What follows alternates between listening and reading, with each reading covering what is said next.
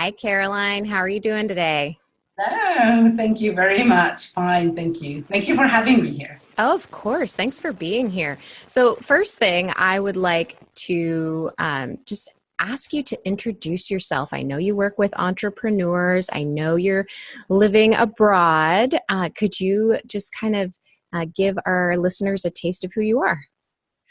Yes, thank you. I'm living here in beautiful Switzerland. I was born here and raised. I went off to be more adventurous in my very early 20s, and I lived in London for quite a while. And I absolutely fell in love with the people there living there and just Great Britain in general. I came back here and I started to help in developing businesses. I was in finances and HR. Um, and I just felt I had to do something more that is more inspiring for me and more me. And while I already was working at the last company as head of the finance and HR, I sort of introduced my special way of working with also including my intuitive side and just, hitting on inspiration and following that up. And I saw massive results for that company. And I just had the feeling I have to do something that helps others to be more open and to be more inclusive. So I started to work as a business coach with a certain twist, and I found it energy economics. I love it. Energy economics. And I know that you have energy retreats where you work with some clients, and I found those fascinating. So maybe we could talk a little bit about those too. Um, so when you started working with business clients, what kind of people, which kind of people do you work with? I have to say they're mostly women. Although I have some male, wonderful male clients too, but there are women, high achiever, mostly creatives, very good at what they're doing, innovative entrepreneurs, or just in very high positions, and they just feel somehow not fulfilled, or they feel that they sort of hit somewhere and just can't push forward and may have tried other conventional business coaches or went into masterminds or went to the psychiatrist and just sort of sought to tackle it but still felt something's missing, and they end up at my doorsteps, which is lovely. Yes, and they're not the kind of people you would expect and go to something that sounds too rude. Definitely not.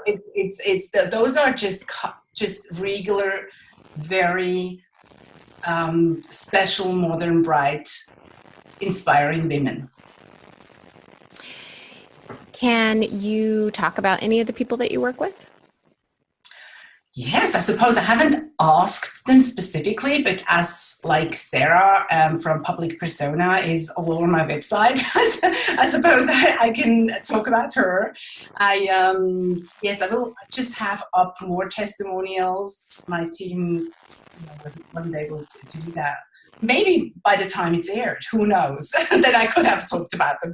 But yes, I have very, very wonderful clients, and some of them really huge in their market and in their industry. Like Sarah is extremely talented brand manager, and she just does wonderful branding for a lot of huge companies that are in the online world, but also in the physical one. So you can Google her. Christy Turley, who has a company with her husband, is a marketer. Yes, I just recently started working also with someone. I don't know. I don't want to. I just really fabulous women. And I know that you can't talk about all of them because you want to protect their privacy. So I appreciate that, but it's nice when some people who are familiar with the business world, online business world, may recognize their names and just kind of have an understanding that you do work with very successful women. Yes, So when we were talking before this podcast, we were talking about, people search for a way to get past blocks. They may not even know that they have these blocks. They go to masterminds, where there's groups of people who are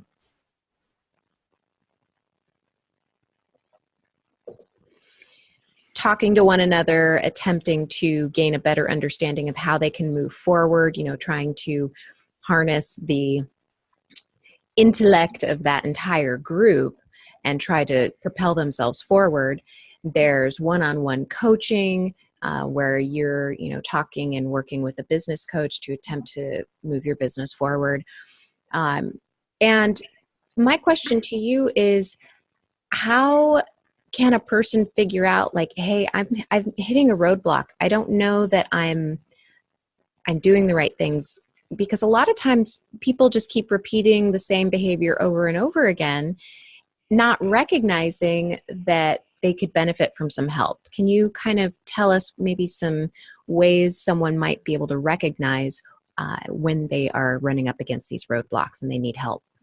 Yes, of course. And I just want to first say that I think masterminds and one-on-one coaching is a wonderful thing. It just sometimes doesn't work or doesn't bring you as far as you hope you would be going. Well, one thing to recognize that is definitely if you're not successful or unhappy. So that could be you're successful money-wise, but you feel like the clients you work with are very demanding or pushing your boundaries constantly, and you have a very hard time saying no to that, or out of fear of losing them, which is natural. You could be something that you've been very successful, and then suddenly you just hit a block, and you don't even realize, but your list is not responding to you, or you're just not selling, and you don't know why. You look through it structurally and you think, well, I've done this and I've marketed the right way and it's a good product. I think it should sell. It's really, it's tested, and I think people could really benefit from that. But somehow it's just not selling. And in that case, it could be maybe something you're not voicing. Something something's blocked in you, so you cannot reach the ideal client. Maybe you're not so clear about the avatar, even though if you are, and then just something's missing there. You kind of feel it because you get this feedback. It's not selling. Something else could be in private life. It doesn't have to just show up in business. If you go to work and it's successful, but you're not happy with it. You're just not. You feel out of breath. You feel energetically. You just can't give more. You have probably given far too much already. It could be personally, in a sense that you're not comfortable with your life in general, with your relationships. Well, on that, sorry to interrupt. On that topic, there's actually someone that I know personally that is drained right now in both their business and their personal life, but they won't reach out for help. So they keep meaning to, but they don't have time. They're very busy. So after you've, completed that, or maybe you could touch on this now, what would you recommend to someone who's listening to this, who those words may resonate with them, not having time, being too busy? What would you say to them to propel them to get the help that they need? Well, I would say something to you who looks at that and sees that, and I would say, give them time, and they may have to feel even worse to reach out. We can't change others. We can't help others in a way. We can lead by example.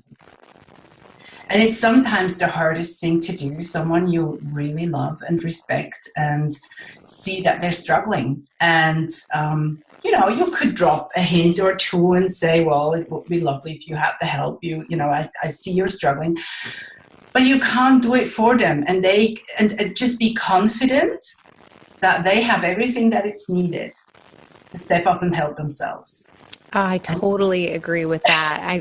I love hearing that, because it may be that you're seeing something happening and you would like to reach out, and maybe you could just leave that door open and just say, okay, well, I'm available for you whenever you Yeah. need me. And then when they hit rock bottom is what I like to call it. That was what happened to me before I reached out. It's like, when you hit rock bottom, then you will find a way to reach out. And it may be, and as I said, leading by example. If you sort of look after yourself and have a soulful lifestyle, so that you honor who you are and stand up for yourself and stand into the things that you believe in, will show them. And if you're happy and relaxed and balanced, that will show other people how life could be. And that's as far as you can go. And they can reach out and say, how did you achieve that? Wow, you look so happy. You seem to thrive in your business. That's amazing. You say, okay, look, I did this and this and this. I don't know if it's working for you, but I think you may need some help. And they can do it or not. Be confident in them to be totally able to do that. And maybe you see them at the rock bottom, what you describe rock bottom, but they may even, it's not their rock bottom. We can't really do something for someone else. Just lead by example and be there if they need you. And that's all we can do. Love that. Did you have any other tips for people who may not yet recognize that they might have a block? Were there any other things that you wanted to share with us? Well, we all have. I did have blocks. So that's like, you definitely have. We come here, we have our lives. We brought up by people, by our parents or someone else who also had blocks. We also came here. We also have families and also have family patterns. Your sound broke up, like it just dropped. And I wondered, did you have a microphone on or something and it shifted? Oh, how strange. Okay. No? Can you still hear me? I can hear you better now, but it was like just suddenly the sound just dropped. Wow, I don't know. But you sound better now. Okay. Where was I? You were at We All Have Blocks. Okay, we do all have blocks. And it's really depending on how we sort of manage to get along with them. Some of the things that we all live in a society. We've been brought up by parents or people who offered to bring us up. We went to school. We had friends. Everything is influential to us as a child, as a human being, as a grown-up.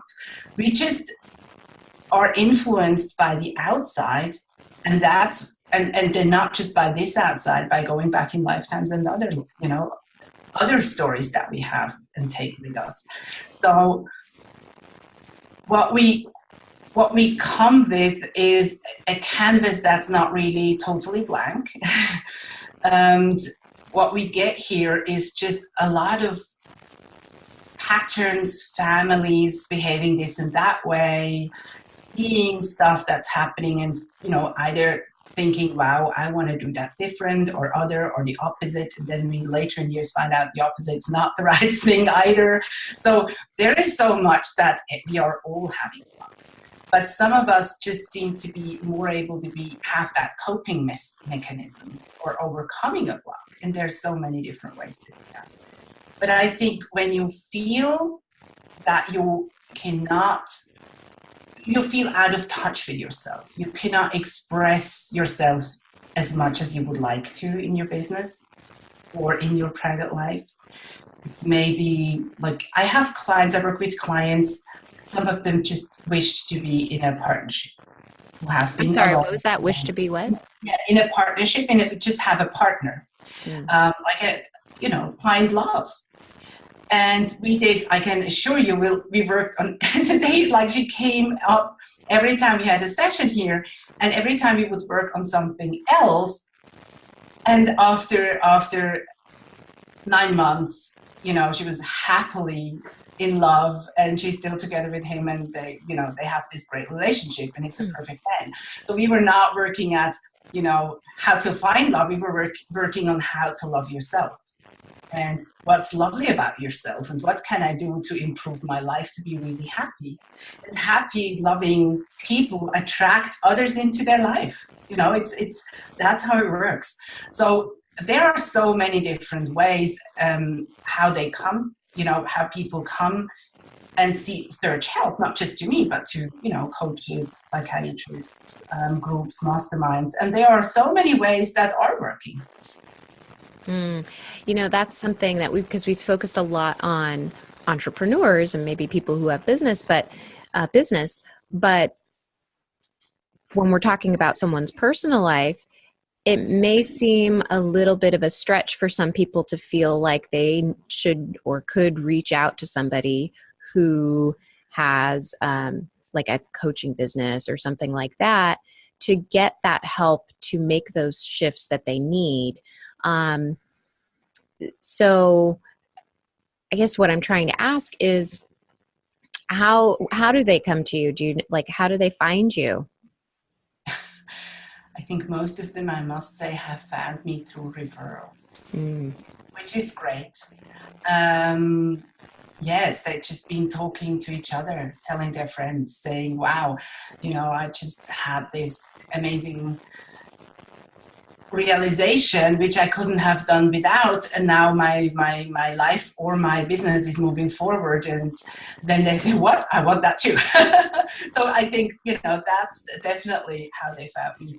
I must say, first of all, I have as many people who come for private issues, even though I'm also working in business. I have just as many people coming in for private reasons. And if you think about that, if someone comes and has a business problem, it's always getting personal. Because, there can be team issues, we look at the business, there can be team issues, there can be other things. But in the end, the blocks that you hit and that you can't sell something, or you can't create that product that you want to, or you don't find your storyline, that all has to do with yourself. So basically, if it's business, it's personal. Yeah, in the end, it's personal. Yeah. Never had another case. Yeah. Or it's just affecting both. It's manifesting through your business, and it's then healing within your business and your personal life, which is like a double bonus. Yeah. Well, what would you say to somebody? I'm going to give you a hypothetical. I just want to get a feel for how you would work with somebody and give listeners a feel for that. Let's say somebody has launched an unsuccessful product, whether it's online, whether it's a physical product, and they term it a failure because it didn't meet their expectations, whether it just sold a few or none. They had a list. They were able to, try to sell to that list. And they felt like because it was an unsuccessful launch in their terms, that they didn't really feel like relaunching it, that they didn't feel like there was a way to really move forward with that same product. How would you talk to them? Well, I would first say that, we have to first look at it carefully before just throwing something out completely. And we have actually a saying in Swiss German which says, don't throw out the baby with the wastewater. Mm-hmm. When and it's like, don't throw out everything. So not just the water, but the baby too. So be careful. Just go back and go systematically through it. Go through Avatar, do beta testing and try. This is the technical stuff that you can do. Find a few people who would like to test it. See where you feel unsure. See where the uniqueness of the message maybe fail, because so many people use ready-made templates, like this is the funnel you'll be successful with, and that's probably a funnel someone was very successful with, but that was their funnel and their way how to promote it. And there are so many ways that you can do something, but it has to be your way. has to be unique. It has to be your sort of your soul essence has to be in that. And that's often when something's not selling, that's the case. So going back to what I would do is, of course, finding first what they're really good at, their true talents, and reconnecting them with this intuition that we all have, just to listen to themselves. Go from there. How would you move a person into action to do that? Because those technical things, business owners know them. I mean, if you've gone through, even basic online teachings, to go through the technical stuff, but then to move someone into action, that's a different side of things. How would you talk to someone who just knows all the technical stuff, but just hasn't taken that action yet? Well, if somebody starts working with me, what I first do is I really tune into them energetically, and in any sense you may want to describe that, and just see who they are at soul level. What are their true talents? Which kind of essence do they have to integrate to be successful? What do they want to show? And it's not about. Often we say, okay, isn't this product made so and so much money? That's why it's successful. And I would say, forget about the money, because you cannot be successful if you're not soulful. So what does light you up really? What makes something special for you? What kind of product would you show up to every week and every day? Just to sell it because you love it so much. If you want to do that for free, if you would do that, then you have so much power and passion for it. This is working. So finding those things, well, the alignment with it. And then I would go through and just seek for obvious blockages. It's a feeling, it's like a program, family patterns or ways of behaving that we just saw or took over or created ourselves. After being hurt, after being not successful in one thing, that's just the way to react to it, and just learning new ways with them. That's the next step. After working with them for the first step and see what's what's in the now, see how to bring you into the future, learning new ways with dealing with all kind of things. I loved what you said. You can't be successful if you're not soulful. I love that. And that's part of the reason why I started this podcast, is to talk about, a roadmap to living. And I call it soul roadmap because that's at the heart of things. That's how I look at it anyway, is energetically, how do we feel? And really getting into those feelings. What are some tools that you suggest for somebody who's listening, who wants to start trying to dive into those feelings, to try to excavate some of that? Well, I love that you bring that system up. Our biggest tool, our feelings. This is, if something feels off, go and look at it. If you're not feeling, if there is, something can hold us back. It's big things like fear creeping in. And that is if that's happening, there is a big sort of opportunity to look at that fear and really ask yourself, is this realistic? Is it a fear that really is threatening me right now? Or is it just something that I assume could happen someday in the future, which I don't really know yet if? So is that something I really have to worry about and take care and protect myself? Or is that just a little possibility that could hit me somewhere around, the next couple of roads that I'm going to take? So just facing that fear and really looking at it and finding out, is this threatening right now? Or is it just in my head? Is it just something that, out of the essence of my life or my family life or whatever, this is just a fear that creeps in again and again. So looking at that and then go like, oh, okay, I can let go of this. This is not at the moment really threatening. Take your hand and put it on your heart and breathe really deeply and just feel, I'm in the here, I'm in the now. This is who I am. Okay. I feel I'm not really happy with the way that avatar is right now or the product in itself. What are those feelings that come up? Do I feel I failed? Do I feel, just go through that? Was it fear that was holding me back? Was I really me? Or did I put something in that product or in that funnel just because I thought this would be the thing that's needed, but I didn't really feel that's me? Is there something that I feel it's off about the situation? Those are, little things, but often, and that's a tool I would love to share with your listeners, and I love that tool. It's not so much finding out what keeps you back, but it's empowering yourself. And all of my clients will do that. And so many women have a lack of self-love.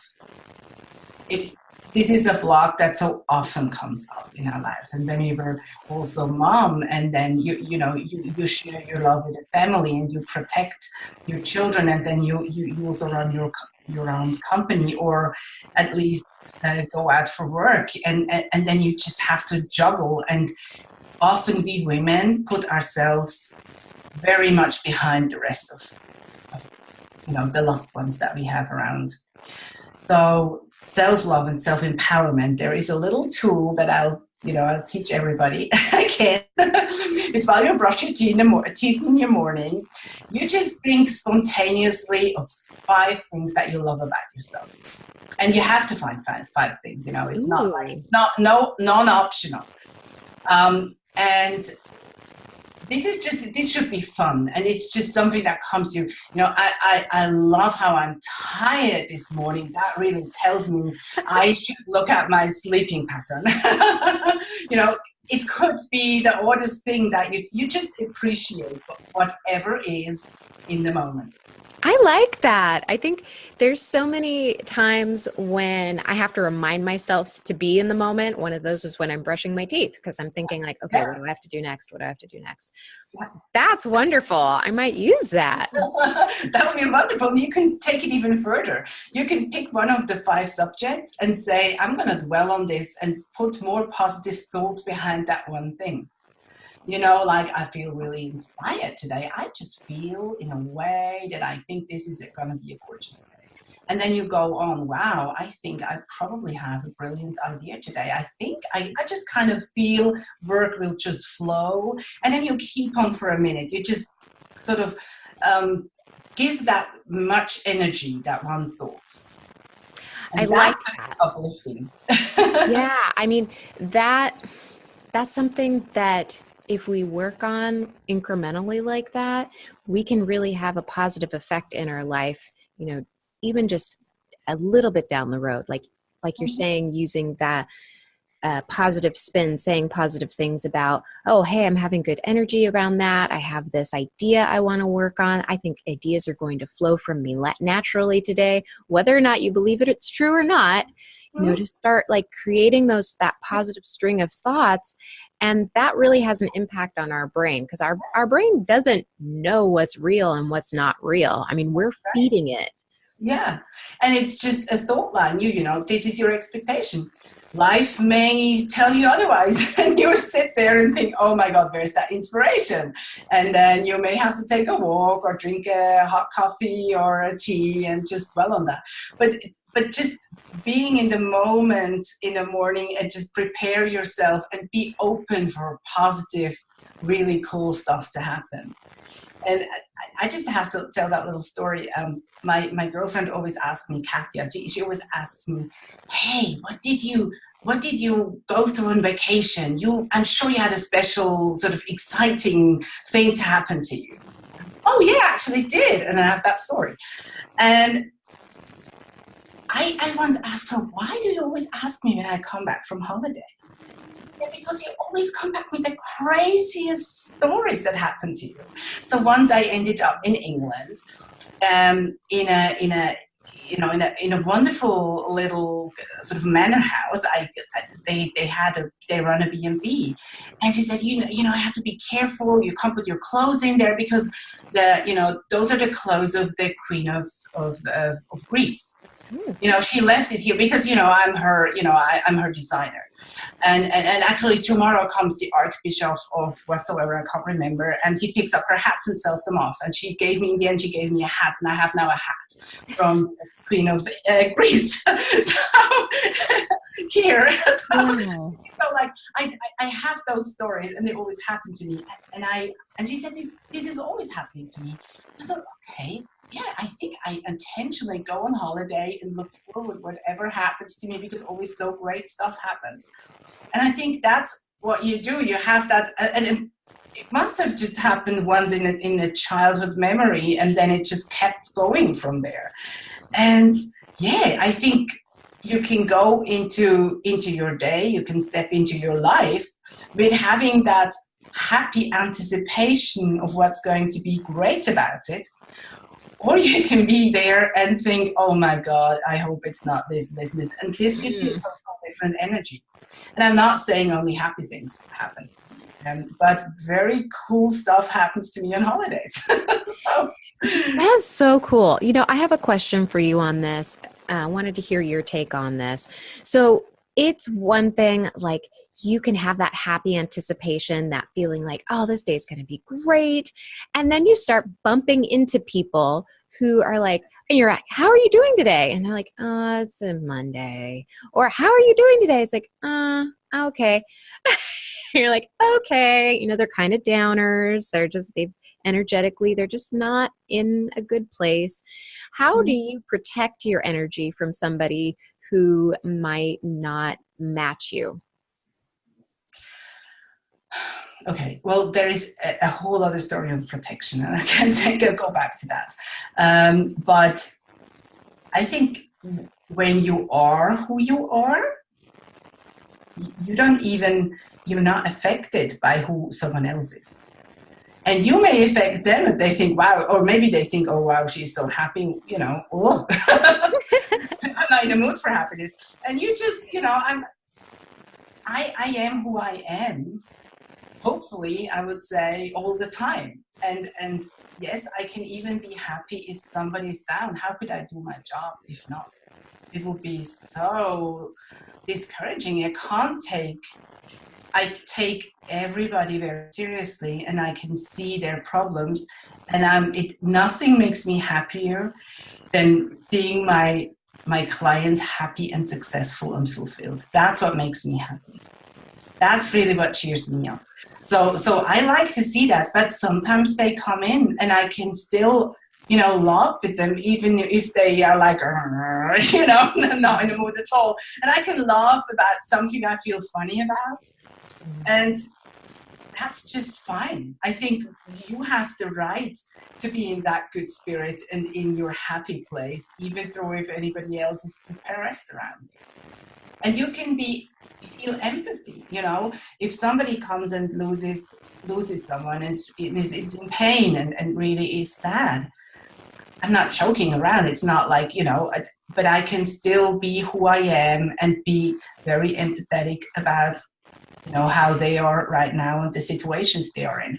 And when I say how they are, I actually don't mean how they are. It's how they feel right now, because who they are at soul level is something totally different than who the life presents itself right at this moment. So people are the same. They just have different feelings, or may not feel in touch as much with themselves, or may have had a rough time. But that doesn't make a person who she is. A person is more for me. It's the soul, it's the higher self, it's the aura, it's just everything around them. It's their history, their potential. I always see potential in anybody. So that's who they are. And yeah, they may have a bad day, but that's not who they are. It's just an expression of how they feel right now at this moment. And that shouldn't affect you at all. But coming back, if you still want to know about, protecting yourself, you could talk about protection. You have protection just thinking about it. you don't really have to do something about it. But if you feel really unprotected, really sensitive, and really, sometimes you can be in a phase where you think, I just don't feel that great, not that protected, not that strong. You can imagine yourself just stepping into a suit of protection, like the astronauts who go to the moon, those moon. Yeah. You just think of that and just, like pulling up your legs and just, mentally take it on and then put the cap around you and just, I'm all protected now. It's just sometimes you need an image to that. And sometimes if you feel you're in a rough time and you're overly sensitive or you feel that you're too open, you can do that and just, sort of have that feeling of, hey, I'm protected. I want to stand up for myself. I know that this is me and I don't want me to be affected by anything that's going to be outside of my control. It's not just outside of yourself, but it's outside of your control. I like that. Thank you for sharing that. You're welcome. I was looking at your, I think it was on YouTube or I found you somewhere where you talked about these energy retreats and they fascinated me. And I was like, I want to know what happens at those. Can you tell us a little bit about that? Yes, of course. Did you see the video of the energy retreat in Kent? Was that like there's like a 2-minute video with the girls that are talking about and that beautiful manor in the background? Yes, the beautiful manor house. That's where we go. Well, that's another thing that happened on holiday. I just have to make it very short. It's a long story, but I'll try to make it short. Okay. I had the feeling 2 years ago, our son went to Cambridge to just brush up on English and he went there for 4 months. So we said, we want to be careful. He's 17. He asked us, or he was probably 16 at the time. I can't remember. I'm turning 19 now. Anyway, we just said, let's go on holiday in England and sort of drop him off, stay in Cambridge for a few days, and he can, get comfortable with his family, which he did, and he loved his family. They were really cool. But we didn't know. So we thought, okay, that's a good plan. Let's go on holiday. And I planned our holiday, and I was thinking, and then I just had the feeling I have to go to Kent, which we've never been to. I've been traveling all over England for a long time, and I thought, what should I do in Kent? So anyhow, we went there, nothing happened, we had a good time, but we just planned to go and see the cathedral I can't remember now, the big cathedral in the main city in Canterbury. It's called Canterbury, the Canterbury Cathedral, which is beautiful. And I sat in there and I knew we were going to get back to the car and then actually leave Kent. And nothing happened yet. So I was sitting there meditating in the cathedral, and both of my husband and my boy were like walking up and down, like, yeah, we looked at it. Can we go now? Like, what the hell? It's such a huge, beautiful place. We've only been here 3 minutes. Give me some time. And I said, go outside, wait. I'm just going to meditate here now. And I just said, I can feel that they just want to move on because we wanted to go. The next point was somewhere at this. So they really sort of carved to go there. And I thought, okay, move me now, because whatever I had the intention to go to Kent, it's going to be wasted because I'm leaving Kent in the next 15 minutes. So I'm going to drive off now from Canterbury and I'm going to be gone. So we went back to the car, and I don't know, my husband gave in something to the navigation system. And we have a system like, I don't particularly like to drive. He drives me in Switzerland. I drive everybody in England. So I'm doing the left-hand driving. He does the right-hand driving. That's what we do. So he probably put in something, the next stop. And we ended up. And I'm sorry, what did you say? We ended up driving through like small, narrow streets, small villages. They got smaller and smaller. And then actually literally over a field. Like we said, what the heck? This is not a street or a road or anything. It's not even a path. What is that? It was a path. But anyhow, we ended up in a small, tiny little village. And I said, okay, I'm stopping here now because that's odd. Something's off with our navigation system. And I went to that pub, and it was Sunday. And there was, everybody was there, the priest and the farmer and the young girl, and everybody had a drink, typical English afternoon. So I went in there, had a drink, and said, hey guys, is there something I can look at around here? Because we're ending, we're here, so let's do something. And then the priest said, yeah, come to my, little church. It's a really beautiful church. I said, okay, I'll do that, but, it's rather small. Is there anything else? And then a girl comes up behind the bar, and she comes in and stands there and says, did you know that next to our village is another village called Goodstone? And there is a huge manor house where Jane Austen used to go on holidays. Her brother lived there. I said, no. And she said, that's a beautiful garden, a wonderful park, and you actually go there and see that. I thought, oh yeah, let's do that. And my two, the two of them, my husband and my boy, we were just, no, not another manor house, not another park, mommy, no. So I quickly went there, and then, the lady there, a very old lady, sat there like on a little chair, and she said she sold like tickets. And she said, oh, so many people went in, I want to go and see that lady now. I said, oh, that's a shame. Yeah, that's fine. But I just really love that house, and I have that feeling that this is a really special place. And yes, and actually, I feel I have to tell you, you can rent that place. And she gave me a note patch with a telephone number. And I looked at it, placed it in my handbag, and I knew the two guys want to go off. And I thought, how odd, not a website, just a telephone number. But anyhow, I went back. I had a beautiful holiday. I came back, unpacked my bags, and the first thing before I even entered my office here was, you have to call them. I said, you have to call this number. And I called the number, and I actually have a beautiful website. And yes, this what I felt there, I forgot to tell you because I tried to make it short. When we were at that village and we looked at the park, I had that feeling I have to move forward. And I walked, and I have to say that I had a really bad accident in the Alps in Switzerland. I broke both of my feet, and I ripped my bands, and I had 4 operations, and I wasn't a good walker at the time, so I was in a lot of pain. My husband said, stop, there's the end of the village, don't push your feet further, I want you to be careful. Do you feel all right? And I said, yeah. I just have the feeling I have to walk further on. And then this house was in front of me, Goodstone's house, manor house, just in all its beauty. But the beauty there is that this is such a high vibrational place. And I was like magnetified to go there. And that's why those workshops are there. Well, I love that story because it really highlights how strong and how powerful our intuition is. And it may seem totally unreasonable to think, yes, I need to go to Kent. There's nothing for you in Kent, but there's something. When you leave, you're going to get to a place and you're going to wonder, what the heck am I supposed to find here? And you need to ask somebody, like, what is there around here? And you get taken to this manor. Yeah. That's an amazing story to highlight that.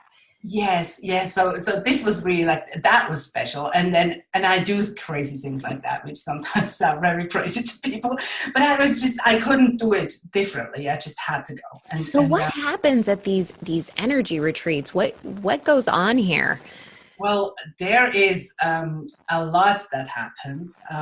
One of the things is that the first day we come there, we normally release. What happens before the retreats is energy into everybody's energy. Sorry, my internet connection went a little bit wonky. So I'm just going to ask that question again, and then we'll start over. Let me take 5 breaths. Mm-hmm.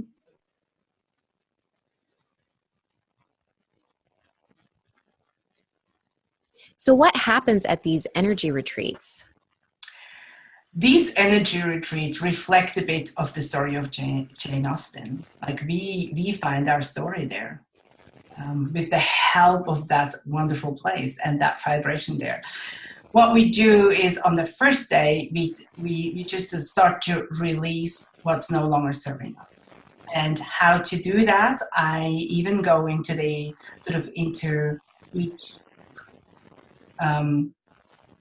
woman's energy or just into her life and into her story and find what's holding her back. And I take that with me and I prepare in a way that this is suitable for everybody. What we do there at the first day is just going deep, asking questions, going through processes. I let them go through processes themselves. I lead them through processes. I will have one-on-one talks, and we're going to be just also letting go in every way, like being pampered by the most wonderful cook, cooking us the most wonderful, delicious vegetarian food. So health is an issue there too, of course.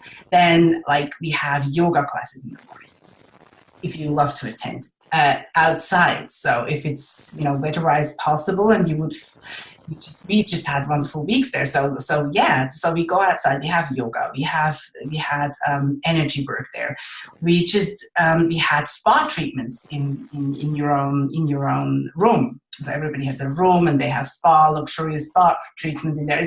It's letting go and just being pampered in every way. And then we build from there. We find to reconnect the next days after and there are rituals like you will see in the video that we burned something. You see us on a fireplace. So we would, you will write down what you want to let go, and then we release it. And I have tools and helps, that we can do that. And we have a little ritual in releasing that, and just having fun after that, and opening a bottle of champagne to celebrate.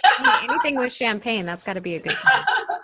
And then it's about finding your true self, connecting with you again, just getting all that clutter of day-to-day life and day-to-day work life out of your system, and just be and find your passion again. Find your passion for your business. You may have to tweak it. You may have to change a little bit on your business when you come back. You may find you just needed that time to really reconnect with you, fall in love with your business again. That's probably something you could say. Yeah, fall in love with what you do again, and then take that story that you find in that unique place where Jane Austen actually really wrote. She wrote some of her books there, and Pride and Prejudice, where in the end there's that double wedding. It's actually her brother who married there at this house, at this manor house, married also, I think the sister also married at the same time. So this double wedding actually happened at this house. Are you kidding me? Yeah, I mean, that's for real. And she was inspired to write that afterwards. So yeah, this is a house with a lot of sort of story and a lot of layers. But this is a really special place. Energetically, it's just and yes, it is. It's not cheap to rent because it's luxurious in any way. But it's just such a special place. I rarely find that anywhere in the world. It's one of those places. It's not famous. It's not like Glastonbury where everybody else knows, those are special whatsoever energies there. But this is just a very special place. And we do outside work. We go outside. We do it inside. And we just also have a good time, and people connect there and form friendships. Like deep friendships. So that's really exciting to see the women interact and be positive. It's just a way to empower each other. It's a lot of women power there. And watch the video. That's just so cool. I think this is important for every business owner, every person really to know. It doesn't matter if you own a business or not, is that reconnection with yourself. And it's tough. Sometimes it's really tough to take that time off for yourself. But if you can take a weekend to yourself, a day to yourself, where you're not looking at your phone, and maybe you get a spa treatment, maybe you go to yoga, and you commit to doing no work. And I know that's tough. It's tough. So you got to break it down sometimes. But doing these kinds of things, connecting with other people who share your interests, that are supportive of you, that share that, ambition to be better in their lives, I think that is essential for for everyone. Yes, and you can do it, as you said, in so many ways. You can treat yourself to that. You can have a mastermind. You can just meet up with women who have similar stories, and you can connect with the internet today, with like us in here, how we connect here now. I love the internet. You know, you're so far away from me, but we have this wonderful you know, this communication together. We just exchange and lighten each other's up, and that's and share, and that's just, you know, possible in so many ways. I think it's essential from time to time, and I have to say I feel into that trap myself sometimes. So if I'm really, you know, I'm working with a few clients on a few different products or projects, and this is sometimes time confusing, because sometimes I work on the US time zone because my clients are there. So I start to work when everybody else here in Switzerland finishes. So, you know, when you wake up, you know, and start to get going, we start to sort of trail off and just, you know, go into our sort of evening. So I start to work there sometimes with my US clients. And then I sometimes have to work through the night, or, you know, at least 2 or 3 o'clock. And then it could be that I have a very early call with someone here. And I just also have to manage the time in between. And sometimes I just feel myself that I have to really give myself the time and allow myself to pull away. Because, as I said, there's nothing better for me than seeing my clients thrive. This is really what lights me up. And sometimes I have to say, you know, this is beautiful if they thrive, but sometimes you just have to take your time too, just to calm down and just empty your head and not think of this and that you could do with them or help them, or it's just sometimes just letting go. And that's a good thought. We have to do that.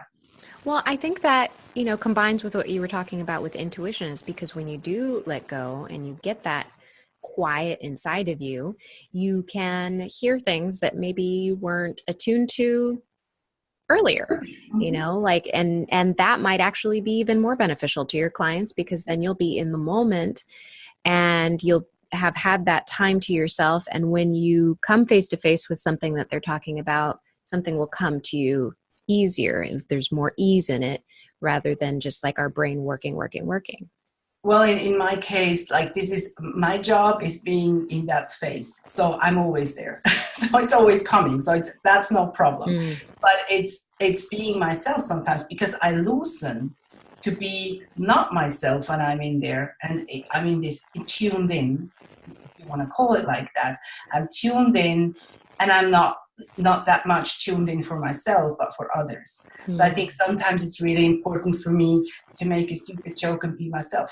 And just not be that, you know, amazing, empowering, helping service, but just be myself and be silly. You know, that's like, but I know that for a lot of my clients, loosening up is some will find that when they go jogging, you know, just if they been jogging for half an hour and they just let go of everything, and their mind just starts to sort of drift away, and they suddenly have an answer to a question they had a few days ago. I can see that actually in my clients, if they let go, how this starts to work. You can do that with meditation. You can just rest and listen and feel inspired. You can do that with taking a walk in nature, and, you know, or go swimming, or whatever lights you up. Have an ice cream and just enjoy that. And then you just feel like, ooh, there are inspirations hitting me here. Well, before we wrap up, I want to ask you if you have anything else that you'd like to share with listeners. Well, I'd love to see everybody who listens to here if they would just take the time to really honor themselves, who they are, and just give them time, you know, give them the space and time. It's not about coming and working with me. It's not about coming and doing anything, but just give yourself the time and the space, and just the acknowledgement that wherever you are right now, that's fine. It's a summary of what you've been doing the last 2 years, what you were thinking and doing the last 2 years. So just be fine with who you are right now, and know that the summary of the next 2 years, you are taking the steps right now. So to up your message, to be more positive, to take more time, to give yourself space, to be okay with who you are. This is forming your future life. So wherever you are is okay, and take it from here. Yeah, I would love to see that. That's wonderful. Okay, well, can you tell listeners, Carollyne, where they can find you?